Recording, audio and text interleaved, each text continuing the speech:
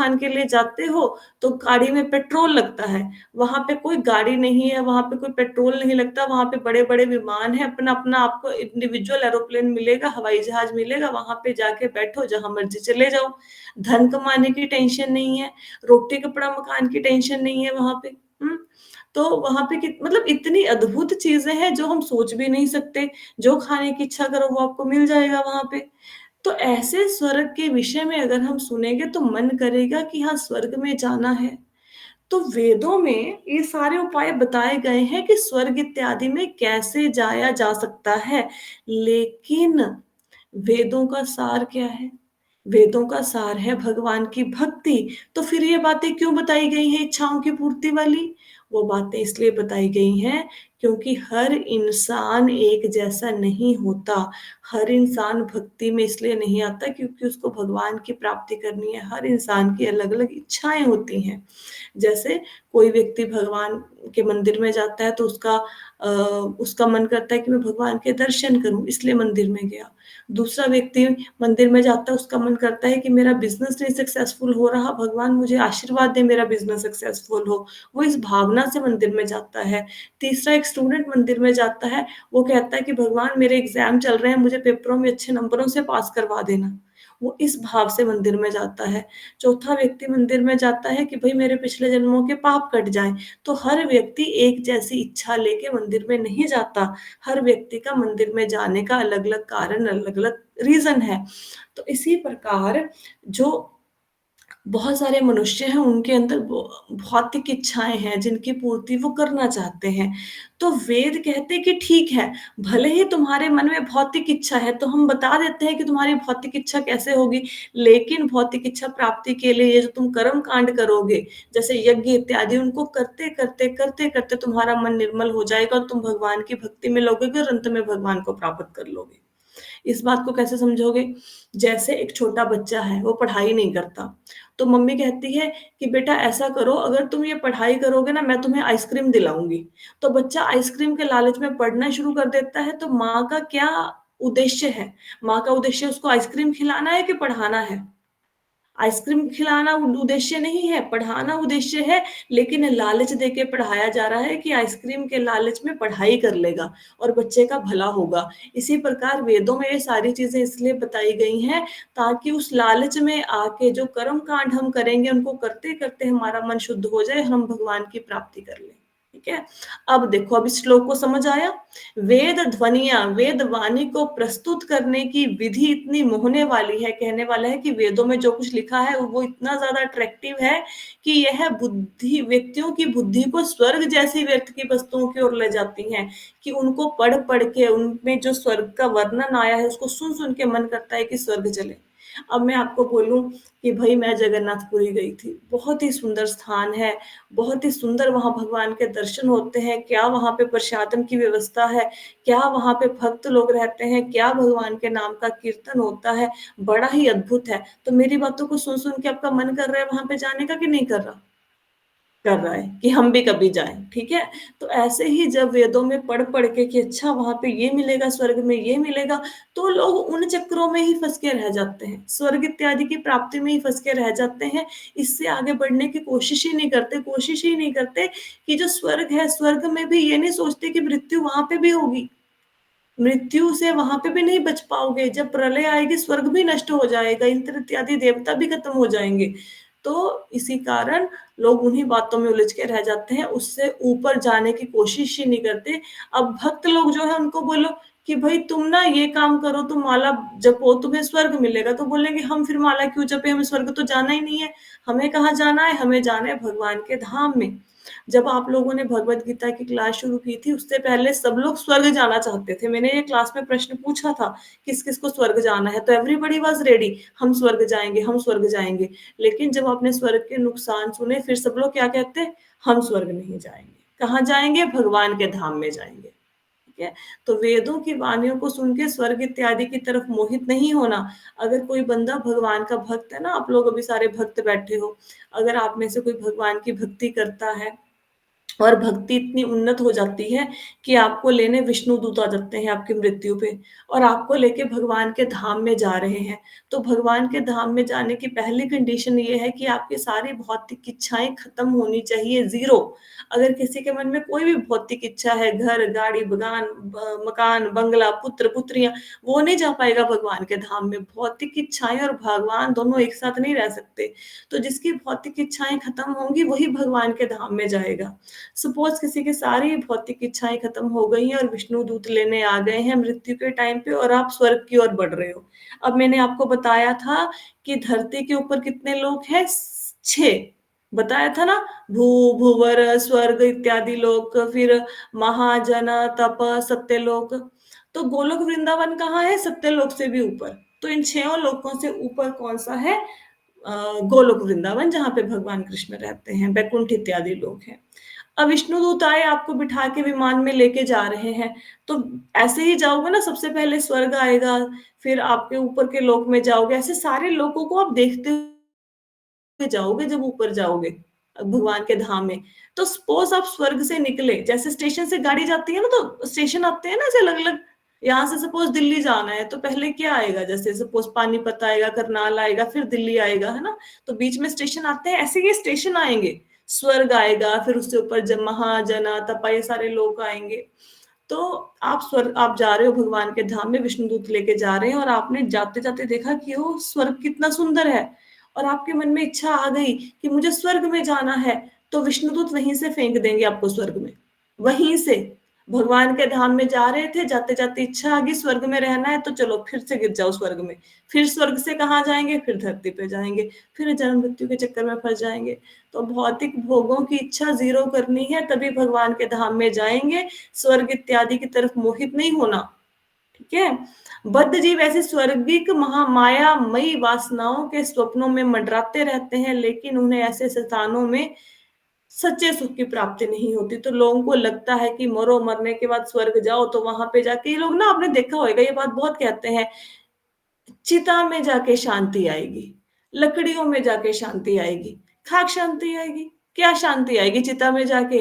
बल्कि अभी तो जहाँ पे इस जन्म में सारा कुछ कर लिया था, पढ़ाई-लिखाई कर ली थी, शादियाँ करा ली थी, बच्चे पैदा कर लिए थे, उनका पालन-पोषण कर लिया था, फिर कुएँ में गिरो।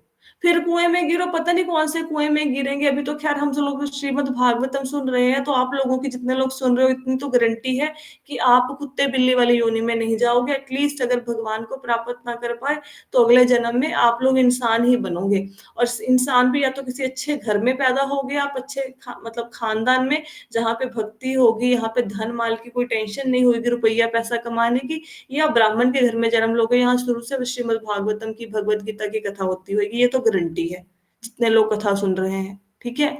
अगर ना सुनते, पता नहीं कुत्ता-बिल्ली क्या बनते? फिर से घुस जाओ, चलो इंसान भी बन गए, फिर से हो जाओ शुरू नर्सरी में, फिर से पढ़ो, फिर से बिज़नेस सेटल करो, फिर से जॉब करो, फिर से शादियाँ कराओ, फिर से झगड़े-पंगे, है ना? तो कहीं पे सुख नहीं है, चिता में जाके कोई सुख नहीं मिलने वाला मरने के बाद, ये भ्रम है। चिता के में मरने का मतलब ये है कि अगले जन्म की तैयारी, फिर से भोगो दुःख। तो भगवान से प्रार्थना करो कि यही जन्म में छुटकारा हो जाए, यही जन्म आखिरी जन्म हो। देख तो लिया संसार में, क्या बहुत बढ़िया लग रहा है जीने के लिए? कुछ नहीं है संसार में, दुखों का घर है और सब लोग देख रहे हैं। कोई बंदा बोले मैडम कैसे कैसे बोल रहे हो, सुबह-सुबह दुखों का घर है, मैं तो बढ़िया हूँ। बच्चे क्लास में मेरे फर्स्ट आते हैं, घर-बार मेरा सेटल है, धन-माल, पैसा सब कुछ है, स्वास्थ्य मेरा ठीक है। कितनी देर तक ठीक रहेगा? बुढ़ापा आएगा, बुढ़ापा आएगा, बीमारियाँ साथ में लाएगा। अब जो बड़े-बड़े लोग जिनके पास इतना पैसा है, वो भी घुटनों की सर्जरी करा के घुटने चेंज कर रहे हैं, उनको भी आँखों के ऑपरेशन हो रहे हैं, उनका भी लीवर खराब हो रहा है। तो दुखों से भाग नहीं सकते हो कहीं पे। संसार दुखों का घर है, कोशिश करो यही जन्म अंतिम जन्म हो, ऐसा कोशिश कीजिए। और उसके लिए प्रयत्न कीजिए और आपको पता है देखो मैं मेरे को ना कभी-कभी बड़ा अच्छा लगता है मतलब मैं आपको शेयर भी करती होती हूँ, मैंने अभी फिर से आपको शेयर करती हूँ कि आपके मन में ना ये पता नहीं कितना किस बात को लेकर आप सीरियस हो कि ये जन्म आपका आखिरी जन्म हो, मुझे नहीं पता। मतलब मेरे को इतना ज़रूर पता है कि पिछले जन्म में ना मैं कोई भक्त थी, ये मुझे पक्का पता है। भक्त नहीं थी मतलब जो भी थी मैंने भगवान की भक्ति थोड़ी बहुत की हुई है, ये मुझे पता कंप्लीटली पता है। क्योंकि जब मैं 3-4 साल की थी ना, मैं हमेशा ये सोचती होती थी क्योंकि घर में ऐसे बातें होती थी, पर अब तो लोगों के घरों में आत्मा परमात्मा की बातें ही नहीं होती हैं। बातें कहाँ पे गायब हो गई है, कार्टूनों की दुनिया में बच्चे घुसे हुए हैं। तो वहाँ पे जब मैं सुनती थी कि फिर से जन्म होगा and I was about 3 and half years old at that time. 3 साढ़े 3 साल की थी मैं। तो मेरे मन में इतनी टेंशन पड़ जाती थी कि अच्छा मेरा फिर से जन्म होगा, फिर से मृत्यु होगी, फिर से जन्म होगा, फिर से मृत्यु होगी, कब तक ये चलेगा? साढ़े 3 साल का बच्चा ये सोच रहा है। मतलब देखो बहुत बड़ी बात है। आज अगर मैं याद करती हूँ ना, तो आज भी मेरे को रोंगटे खड़े होते हैं कि साढ़े 3 साल के बच्चे को ये टेंशन पड़ी हुई है कि मैं जन्म मृत्यु के चक्कर से कैसे मुक्त होऊँगा। उसके बाद ठीक है संसारिक विषय भोगों में फँस गए, उसके बाद भक्ति वगैरह मेरी छूट गई है, फिर से स्टार्ट हो गई है। तो भक्ति अगर भगवान का एक बार आपने हाथ पकड़ा, भगवान कभी नहीं छोड़ेंगे। भक्ति छूट जाएगी, फिर से शुरू हो जाओगे। तो इस बात की टेंशन होनी चाहिए जन्म मृत्यु के चक्कर से कैसे छूटना है। हाँ, माता जी ये वही। बात मैं बोल चुकी हूँ पूनम जी से हाँ, कि हाँ। मोना माता जी कोई दिव्य आत्मा है, इसीलिए वो इतना कुछ कर पा रहे हैं। मतलब अदरवाइज तो पॉसिबल ही नहीं, हम लोगों के लिए तो पॉसिबल ही नहीं है ये।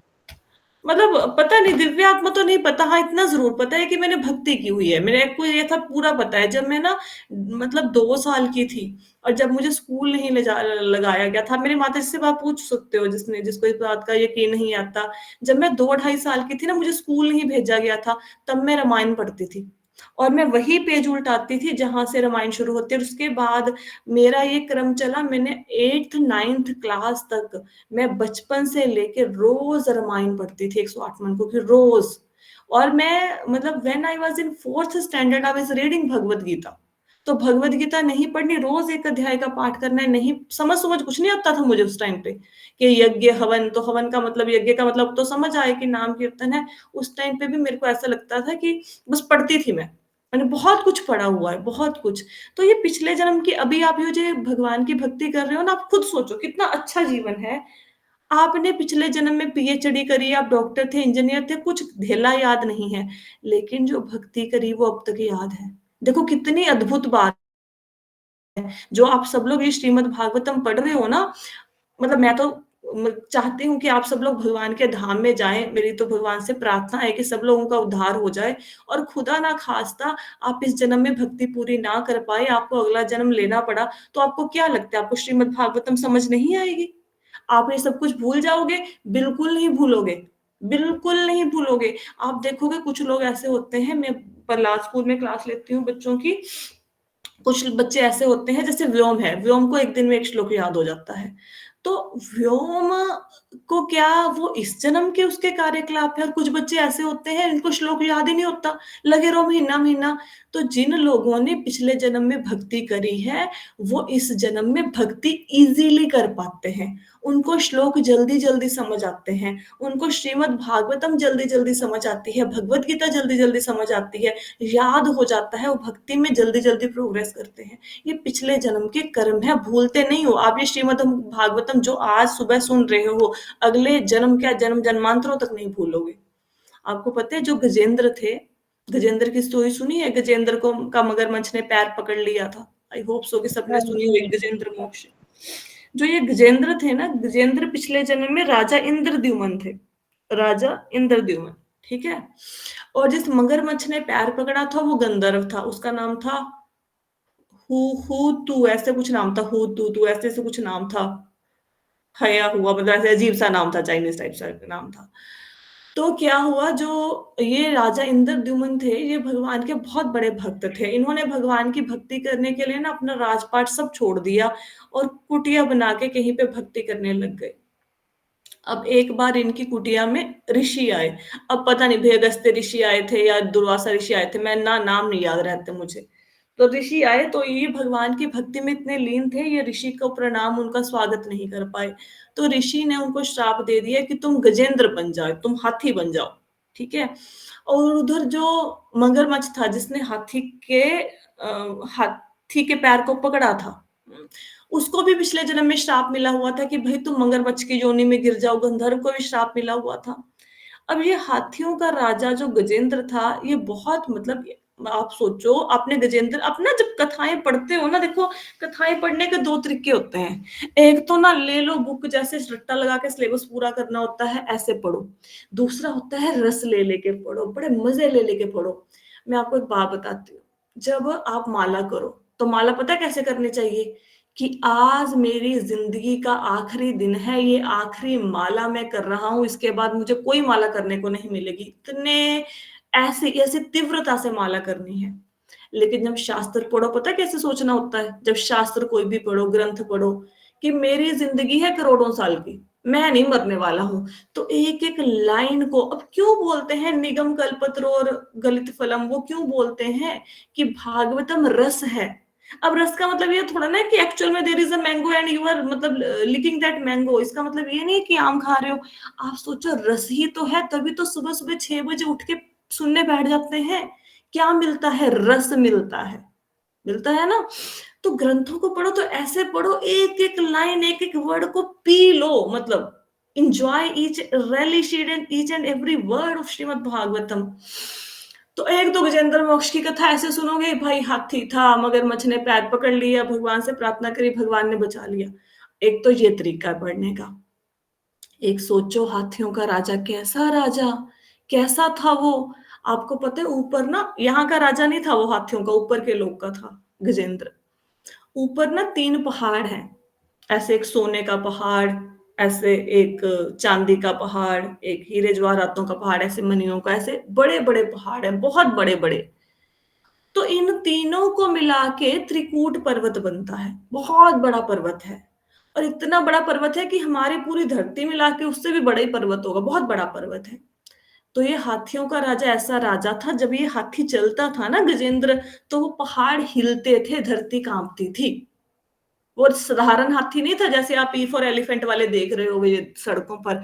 वो जब चलता था तो वो वाला पर्वत जो सोने चांदी का पहाड़ है, जो इतना बड़ा है, वो कांपता था, इतना महान हाथी था वो। और वो हाथियों का राजा था।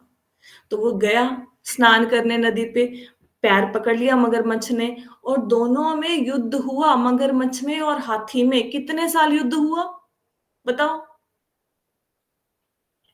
हाँ, आप बताओ, जूम वाले बताओ, फोन पे तो आंसर मिल गया मुझे, फोन पे बताओ कितने साल युद्ध हुआ। 100 साल, 500, एक पता नहीं ऐसे। हजार एक हाँ, हजार किसने बोला 1000 साल, बेबी जी ने। यस। यस। तो हाँ हाँ, फोन पे भी बोला, ठीक है, माता जी ने बोला 1000 साल युद्ध हुआ, 1000 साल। खाया पिया नहीं दोनों ने कुछ, के बीच में ब्रेक ले लेते हैं कि ये हमारा ये लंच ब्रेक है, ये हमारा ब्रेकफास्ट ब्रेक, ऐसे ब्रेक नहीं हुआ। ऐसे लड़ते रहे 1000 साल तक। अब जो मगरमच्छ है, वो तो पानी में रहने वाला है, तो मगरमच्छ की शक्ति बढ़ गई क्योंकि वो पानी के अंदर युद्ध कर रहा था। हाथी जो है वो धरती पे रहने वाला है, हाथी जब पानी में आया, हाथी की शक्ति कम हो गई। क्यों? क्योंकि वो तो धरती पे रहने वाला जानवर है, उसको पानी में। अब जैसे हम लोगों से कोई लड़ाई करे, अब अगर धरती पर लड़ाई करेगा तो हम हो सकते हैं उससे शक्तिशाली हों, लेकिन अब अगर पानी के अंदर लड़ाई करेंगे तो हमारा शरीर थोड़ा ना पानी में रहने वाला बना है, तो हम तो थक ही जाएंगे। तो बेचारा हार गया, मतलब उसको कुछ नहीं नजर आया हाथी को। फिर क्या हुआ, उसने भगवान की स्तुति की। अब आप सोचोगे हाथी ने भगवान की स्तुति कैसे करी। हाथी भगवान की स्तुति कर सकता है क्या? अब हाथी ने भगवान की स्तुति ऐसे करी क्योंकि राजा इंद्रद्युम्न था वो पिछले जन्म में, और राजा इंद्रद्युम्न जो भगवान की स्तुति गाता था, वही स्तुति उस हाथी ने करी, उसको याद आ गई। और जब उस हाथी को याद आई, जब हाथी ने वही, आप गजेंद्र मोक्ष पढ़ोगे आपको बड़ा मजा आएगा, ये स्तुतियां याद करनी चाहिए। जो गजेंद्र मोक्ष हाथी ने पढ़ा, तो भगवान विष्णु ऐसे नहीं कि वो तैयार त्यूर होके वहां पे 5 10 15 20 25 मिनट में पहुंचे, इतनी दूर थे भगवान विष्णु का लोक, देखो कहाँ पे। अब तो आपको समझ आता होगा कि धरती की पहली परत 50 करोड़ योजन है, दूसरी परत उससे ज्यादा बड़ी है। उससे ज्यादा बड़ी का मतलब क्या है, उससे ज्यादा बड़ी का मतलब ये है कि जो दूसरी परत है धरती की, वो कितनी बड़ी हो गई, 500 करोड़ योजन। जो तीसरी परत है वो कितनी बड़ी होगी, 5000 करोड़ योजन। तो ऐसे करते करते, अच्छा इन सब के, ये तो धरती की परतों की बात हो रही है, ब्रह्मांड की। उससे भी कितने लोग, उसके ऊपर कितने लोक हैं, उन लोकों के ऊपर भगवान विष्णु का धाम है। आप सोचो कितनी दूर है। मतलब अरबों-खरबों से भी ज़्यादा अनगिनत मील दूर है और भगवान कितनी देर में आए? 1 सेकंड में, 1 सेकंड में। अब हम बोलेंगे जी हाँ, हम तो भगवान की बड़ी भक्ति करते हैं, हमारे ऊपर भी मुसीबतें आती हैं। हमें तो भगवान मिलते नहीं हैं, हमारे लिए तो भगवान आते नहीं हैं, जैसे गजेंद्र के लिए आ गए थे।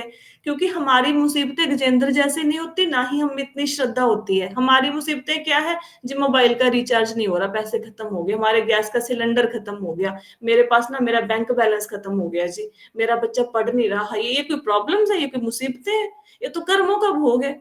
मुसीबत उसको कहते हैं जो प्रहलाद महाराज को आई, पिता रोज एक नया हुक्म, फेंक दो आग में, जला दो इसको, पहाड़ की चोटी से गिरा दो, आज समुंदर पे फेंक दो, आज इसको तल दो, पकोड़े बना दो, इसको इसको मुसीबत कहते हैं। मुसीबत पांडवों के ऊपर आई थी, बारूद के महल में बिठा दो, मार दो इनको, दे दो विष इनको, जैसे तैसे पूरा राजा पीछे पड़ गया उसके सारे बेटे की, मारो इसको। उनको मुसीबत कहते हैं। हमारी मुसीबतें मुसीबतें नहीं है। हमारी मुसीबत क्या है? मेरी बहू ने मुझे ये ताना मारा, अब मैं कैसे सहूं इस ताने को?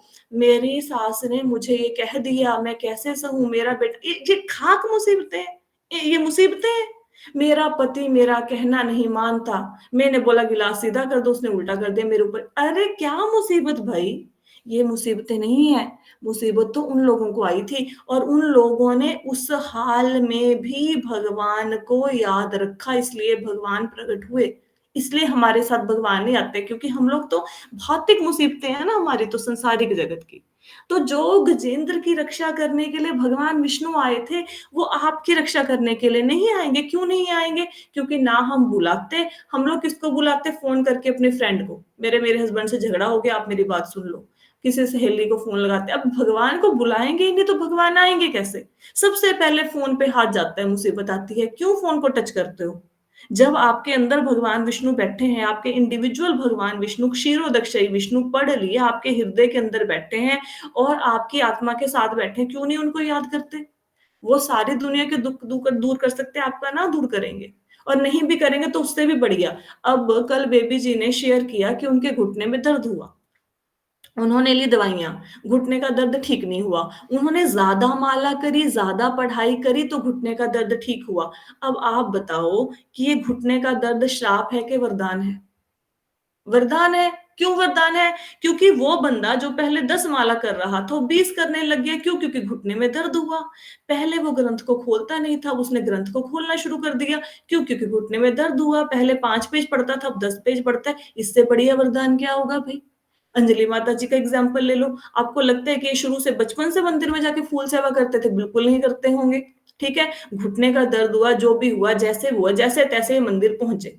मंदिर पहुंचे, सेवा करी और उसके बाद दर्द भी ठीक होगा। तो घुटने का दर्द अच्छा है कि बुरा है? Very nice.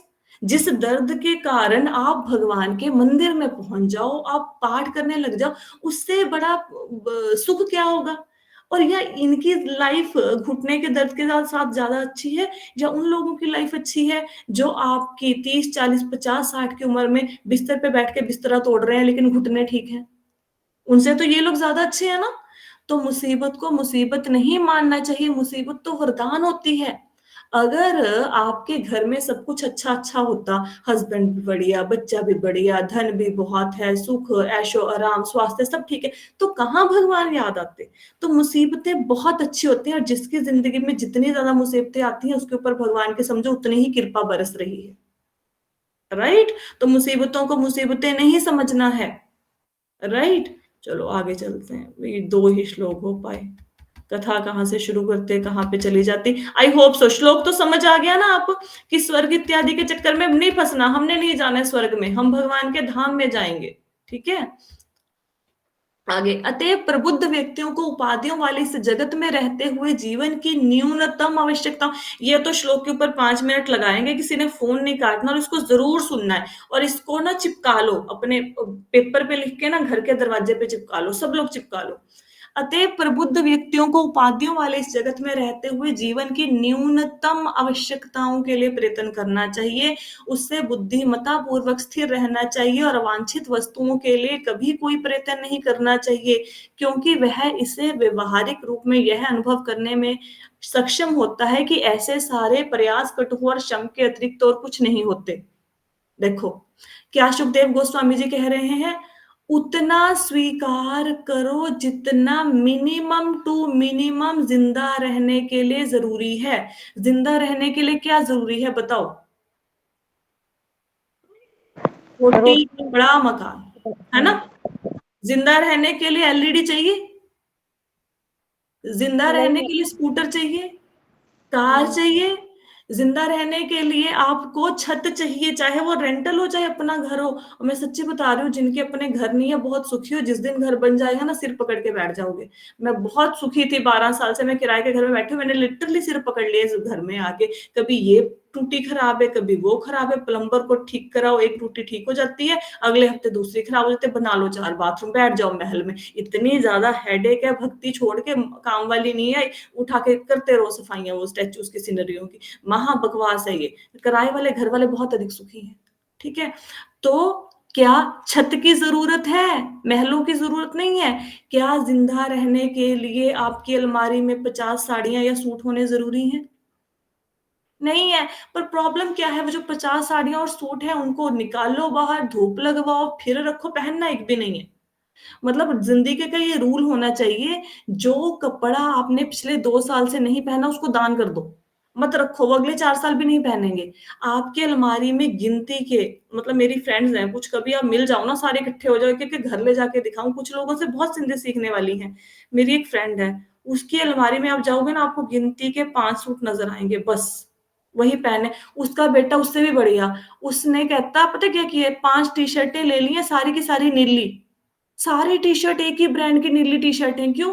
कहता रोज सोचो, आज नीली पहननी, आज पीली पहननी, आज लाल पहननी, सारी नीली ले लो, चॉइस ही खत्म कर दो।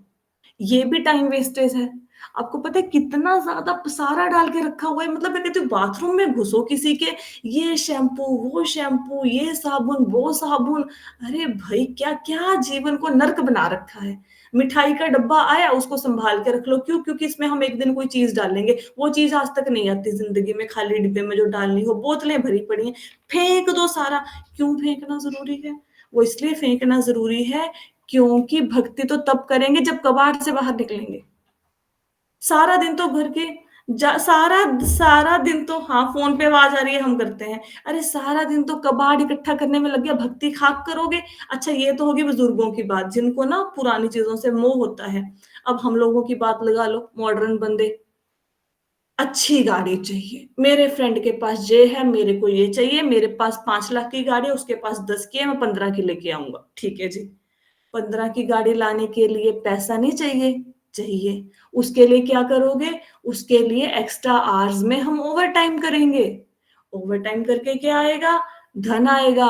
उस धन से गाड़ी लेंगे, फिर क्या होगा? गाड़ी का इंश्योरेंस कराएंगे, उसके खर्चे। आपको पता है जैगुआर की सर्विस अगर करवाने जाओ और अगर आप मारुति की सर्विस कराने जाओ, द डिफरेंस इज ह्यूज। अगर जैगुआर की सर्विस कराने की 1 लाख रुपए है, तो मारुति की 5,000 में सर्विस हो जाती है। पता है क्यों गाड़ियों में इतना डिफरेंस है? बड़ी गाड़ी पे पैसे क्यों लगते हैं? क्योंकि आपका स्टेटस दिखाना होता है उन्होंने, कि इस बंदे के पास ज्यादा पैसा है, एक गाड़ी के मेंटेनेंस का 1 लाख रुपया खर्च कर रहा है। मिला क्या? जिनके पास ब्लैक एंड व्हाइट टीवी थे वो भी टीवी देखते थे, एलईडी है वो भी देखते हैं, कलर्ड वाले भी देखते हैं, बड़े बड़े उसमें होम थिएटर बना के भी देखते हैं। फर्क क्या पड़ा?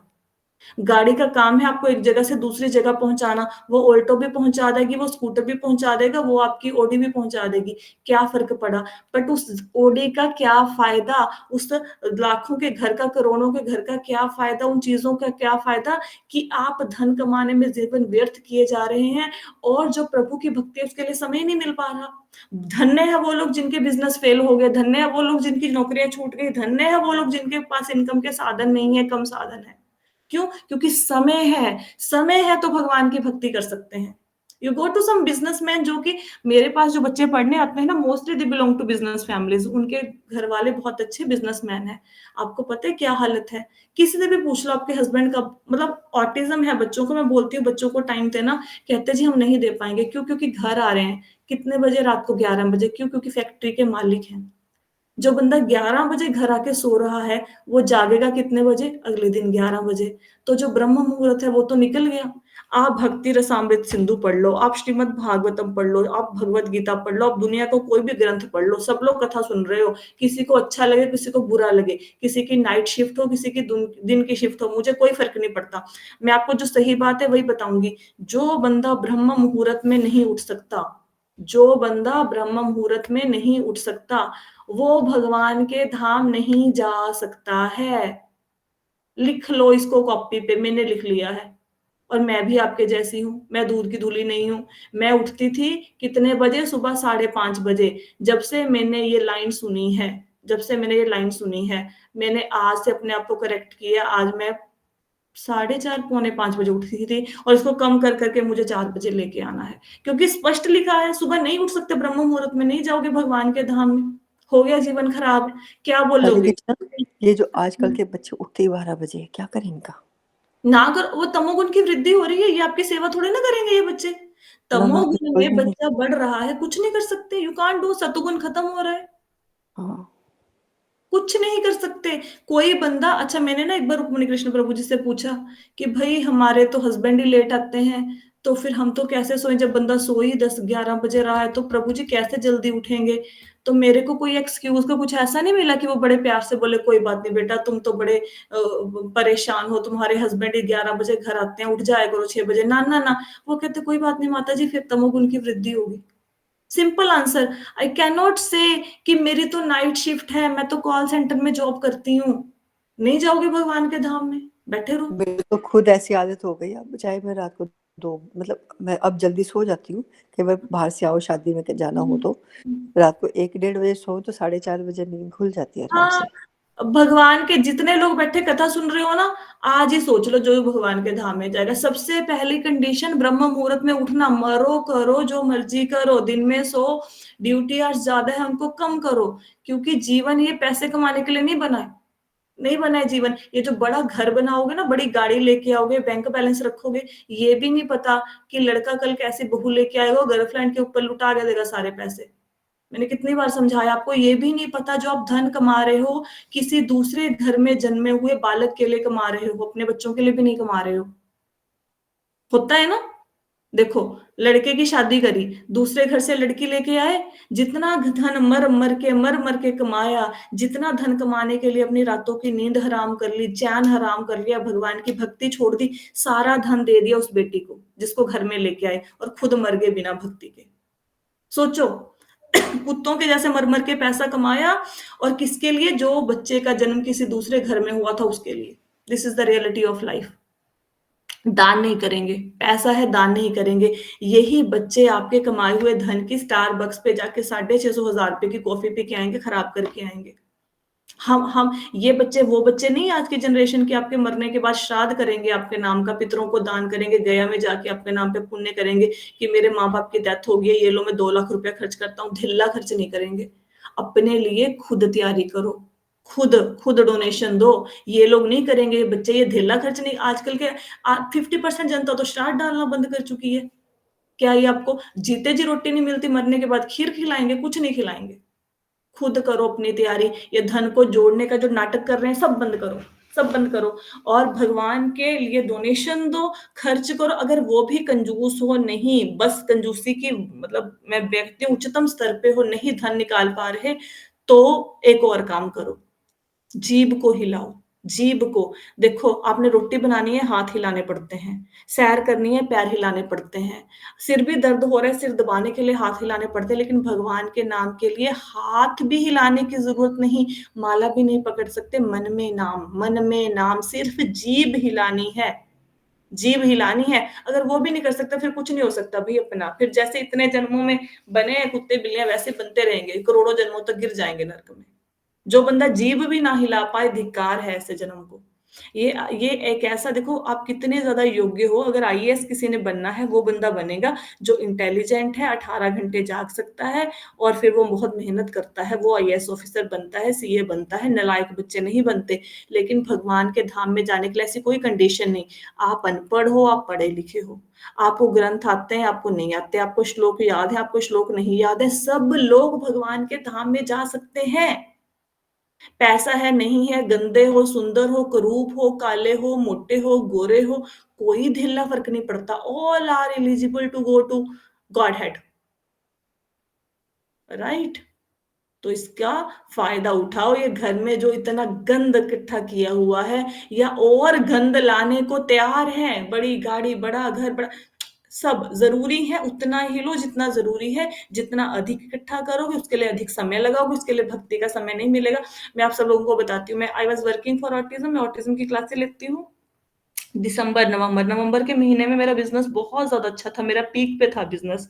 और आई अर्न, मेरा जो नवंबर के महीने की मेरी इनकम थी, मैं आपको ओपनली बता रही हूँ, मैं अपनी कथा सुना रही हूँ कि अभी बाहर शास्त्रों से क्या कथा लेके सुनाऊं। मैं जो खुद मूर्ख बैठा है ये इंसान, जब भी मूर्ख शब्द आए तो आप मुझे याद किया करो, आई एम द बिगेस्ट मूर्ख। मेरी इनकम नवंबर के महीने में मैंने 1,45,000 रुपया कमाया, मेरी एक महीने की इनकम थी, आई थिंक अबाउट 145 और 150 लाख रुपीज मेरी इनकम थी, ठीक है।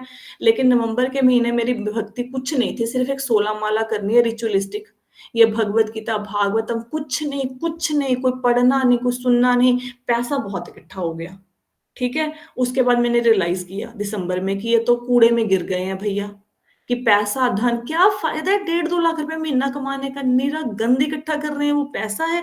जिस पैसे को आने से भगवान की भक्ति छूट जाए, मैं कहती हूँ वो पैसा नहीं है, वो तो पत्थर है, पत्थर गंदगी इकट्ठी कर रहे हैं घर के अंदर। एक एक करके मैंने भगवान से प्रार्थना करी और भगवान की इतनी कृपा हुई, इतनी कृपा हुई।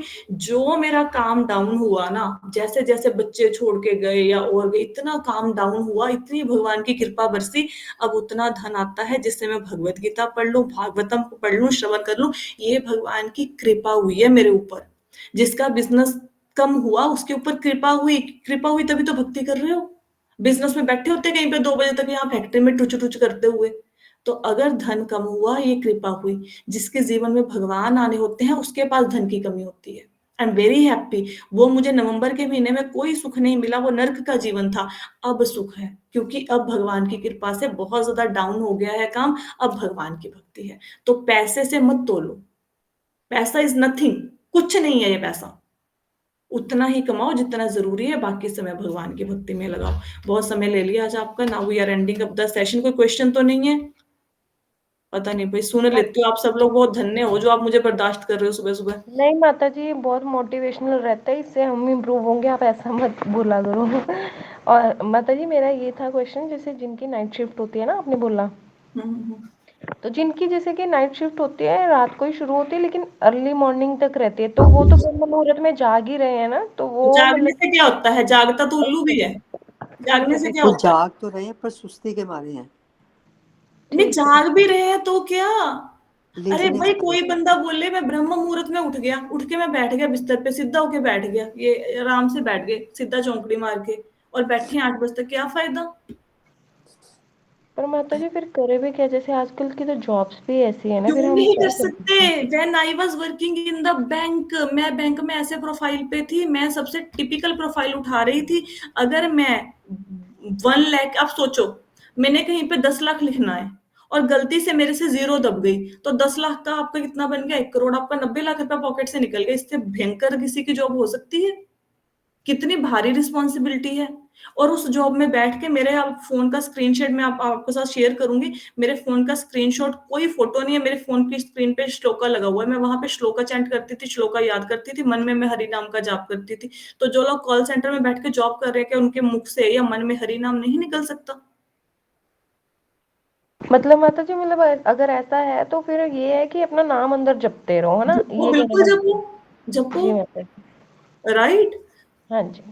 हम और हम लोग माता मेरी जी बात आप सुनो। लोग बहुत अच्छा समझाते हो, मतलब ना एक एक तरह से इतनी एनर्जी आ जाती है ना, मतलब सब कुछ सुन के ऐसा लगता है हाँ ठीक है, अच्छा है। ये पूजा जॉब, ये आपको सुन रही है ना, आपके साथ ही पूजा इज देयर ना, who is listening to Shrimad Bhagavatam.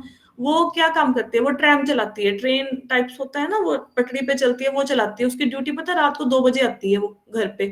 तो वो आके अपनी माला करके सोती है, राइट। और जितनी देर वो ट्रैम चलाती है, वो कितनी देर चलाती है? अप्रोक्सीमेटली आप 10-12 घंटे की नौकरी है उसकी। और जितनी देर वो वहां पे बैठे के अपने कैबिन में चलाती है ट्रैम, उतनी देर भगवान के नाम का जाप करती है। उसके तो लाखों बार नाम जपता होगा, तो शी इज डूइंग ना,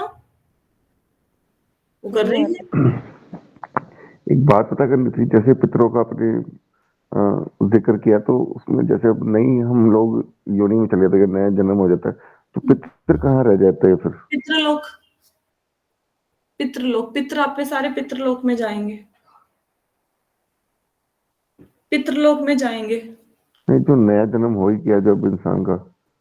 देखो पता है क्या होता है, हाँ मैं बताती हूँ। जैसे मृत्यु हो गई, मृत्यु के बाद हर इंसान पितृलोक जाए ये जरूरी नहीं है। पितृलोक के लिए भी बहुत ज्यादा पुण्य कर्म करने पड़ते हैं, तब पितृलोक में जाओगे। वो भी एक लोक है। यमराज का जो यमराज है ना, वो पितृलोक के वो हैं, क्या कहते हैं उसको, राजा, राजा है पितृलोक के। तो हर बंदा पितृलोक जाए वो जरूरी नहीं। पितृलोक में बहुत सारी सुविधाएं हैं, बहुत सारी फैसिलिटीज हैं वहां पे भी। ठीक है, एक राजा थे भी, भागवतम में कथा है कि उन्होंने पितृलोक जाने के लिए बहुत ज्यादा यज्ञ इत्यादि किए। तो जरूरी नहीं हर बंदा पितृलोक जाए। हम कह देते हैं ये बंदा, हमारे के आगे लगा देते हैं स्वर्गवासी हो गए। आपको लगता है सब स्वर्ग जाते हैं? नहीं। नरकवासी लिखते नहीं है, बट नरक तो लोग जाते ही है ना। तो जरूरी नहीं मृत्यु के बाद सारे पितृलोक में जाएं। पितृलोक में बहुत सारे लोग हैं। पितृलोक इज नॉट माई इमीडिएट माता पिता, सिर्फ मेरे माता पिता नहीं, उनके माता पिता, उनके माता पिता, उनके माता पिता के माता पिता, वो सारे आपके पूर्वज हो गए पितृलोक वाला। तो कोई ना कोई तो वहां बैठे होंगे ना, राइट। और बाकी लोग जो नर्क में है वो फिर अब नर्क में है, स्वर्ग वाले स्वर्ग में है। जिसका अगला जन्म मिल गया वो जन्म मिल गया, जिसने पुण्य कर्म किया था वो पितृलोक में है। और वहां पे आयु ज्यादा होती है पितृलोक के निवासियों की, तो वहां पे है वो। अब हमारे से पहले हमारी करोड़ों जो वो हैं वो हो चुकी, इससे पहले हमारी करोड़ों पीढ़ियां हो चुकी, तो कोई तो पितृलोक बैठा होएगा। मिलेगा ना, मिलेगा। हर हर ग्रह पे हर बंदे की रहने की आयु है। स्वर्ग के लोगों की भी स्वर्ग में रहने की आयु है। जब उनकी वो आयु खत्म हो जाएगी तो फिर धरती पे आ जाएंगे। पितृलोक के निवासियों की आयु खत्म हो जाएगी, फिर वो इधर आ जाएंगे। और अगर जैसे आप श्रीमद् भागवतम पढ़ रहे हो, अभी सब सुन रहे हो, अब आपके जो पितृलोक में लोग बैठे हैं वो धीरे धीरे दूसरे लोकों में शिफ्ट कर दिए जाएंगे। जो लोग श्रीमद् भागवतम सुन रहे हो ना, आपके सारे पितृलोक में जो लोग बैठे हैं या आपके पूर्वज जो हैं जिनका उद्धार नहीं हो पाया ड्यू टू एबीसी रीजन, वो सब आप अब वो बड़े खुश हैं। क्यों? क्योंकि आप विष्णु भक्त हो। तो वो सारे अब हायर प्लेनेटरी सिस्टम को मतलब ट्रांसफर कर दिए जाएंगे, उनकी उनकी प्रमोशन हो जाएगी सबकी। ऐसा कर सिर्फ गोलोक, वृंदावन और बैकुंठ ऐसा है जहां पे जाने के बाद दोबारा जन्म नहीं मिलेगा। ब्रह्मा जी का भी जब दोबारा जन्म होता है तो हम किसके बेचारे हैं जो सत्यलोक में बैठे हैं। तो सब सबका जन्म होता है। ऐसा कहते हैं ना माता जी के उच्च लोकों को प्राप्त हो जाते हैं हमारे पितृलोक। हाँ, पितृलोक। वो अब वो पितृ खुश हो जाते हैं कि शुक्र है हमारे पूरे खानदान में एक विष्णु भक्त पैदा हुआ। अब हमारा उद्धार होगा, अब हमें पितृलोक से मुक्ति मिलेगी, हम ऊंचे के लोकों में जाएंगे, ऊपर के लोकों में जाएंगे। जो जो कोई उल्टे काम करते हैं फिर वो कह रहे वो उनसे भी नीचे लोकों में चले जाते हैं। और क्या, फिर पितृ दुखी होते हैं, तभी तो हाँ पितृ जी। परेशान होते हैं कि भैया हाँ क्या कर रहे हैं हमारे पूर्वजों के। हम नहीं कहते कोई बच्चा फेल हो गया, आज हम कहते नहीं हमारा नाम मिट्टी में मिला दिया, कलंक लगा दिया। बुरे काम करते तो परेशान होते हैं ना ऊपर बैठे हो। और कोई क्वेश्चन? तो आप श्रीमद भागवत,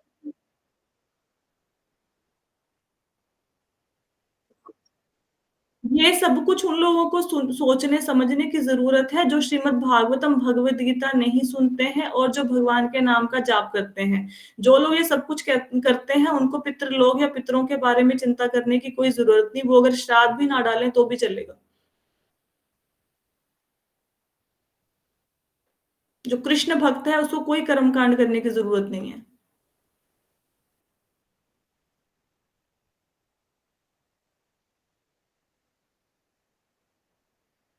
हम्म।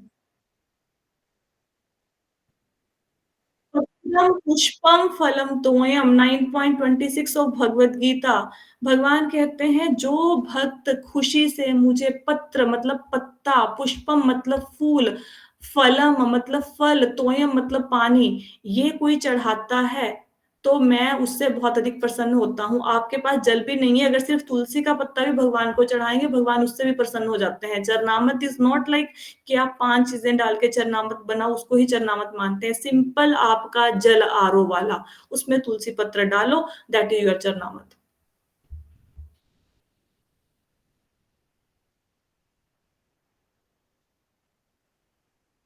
हाँ, होती है।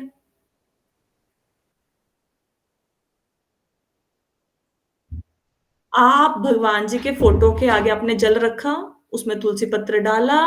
अब आपने क्या करना है, हरे कृष्ण महामंत्र बोल लो, 2 बार 4 बार, आइडली तो 11 बार बोलना चाहिए, तो 11 बार बोलो। फिर वो एक मतलब थोड़ी देर के बाद वो जल उठा लो, उसको पीने वाले पानी में मिला दो। राइट? नॉट लाइक कि वो हाँ, हाँ, हाँ, लेके आओ, सब पिलाओ, सब भक्त बन जाएँगे। अरे ये तो सबसे ईज़ी है, अगर ये भी ना कर पा रहे तो भैया धिक्कार ही है। आप भ भगवान के चित्र के आगे जल ना रख पा रहे, लानत है भई, सच में।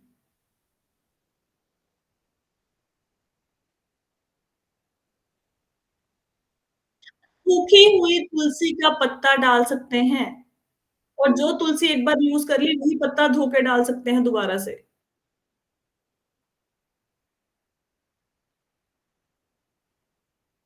ना, उसमें तुलसी वो भगवान लेंगे ही नहीं, तुलसी के पत्ते के बिना भगवान लेंगे नहीं। अरे घर में जहाँ भी देखो, सबके घर में भगवान कृष्ण की फ़ोटो है, हम क्रिश्चियन तो है नहीं। जहाँ पे भगवान कृष्ण की फ़ोटो पड़ी है ना, मैं कहती हूँ तो आपके घर में आरओ भी नहीं लगा, भाड़ में गया। टूटी में से पानी भरो जो पीते हो, उसमें डालो एक तुलसी का पत्ता, भगवान के आगे रख दो, बस उसको पूरे पानी में मिला दो, इतना तो करो भई, ठीक है? और कोई प्रश्न? नहीं, हो गया? चलो जी, thank you so much everyone for joining the session. Hare Krishna. Hare Krishna.